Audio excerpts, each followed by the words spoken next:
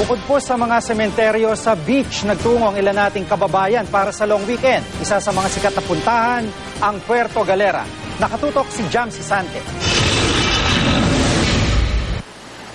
Nakiisang panahon sa daan-daang bakasyonistang dumagsa sa Puerto Galera sa Oriental Mindoro ngayong long weekend. Enjoy lang. Have fun. Malayo sa work. Ang pamilyang ito, piniling dito magbakasyon dahil medyo malapit lang ito sa Maynila. Mula Batangas Port, pwedeng mag-ferry papuntang Puerto Galera nang wala pang 1 oras o magroro ng 2 oras papunta sa mga kalapit na lugar. Yan naman kasi yung long weekend kung hindi mo iano yung mga bata. Having a good time? Yes. What do you like about Puerto Galera? Swimming in the beach. Ayon sa opisyal ng barangay, tila mas maraming bakasyonista ngayong undas kumpara noong 2011 dahil sa Sembric at long weekend. And sa buong Puerto Galera, may mga kanya-kanyang event tulad sa Sabang.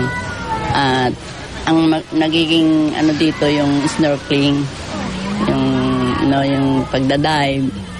Tulad na may mga diving site, doon nagpupunta sila. Ngayong madaming bakasyonista, nagtutulungan daw ang barangay officials, tourist police at may-ari ng mga resort para panatilihin ang kaayusan dito sa Puerto Galera.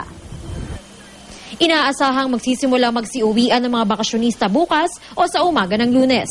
Jam Sisante, nakatutok, 24 oras.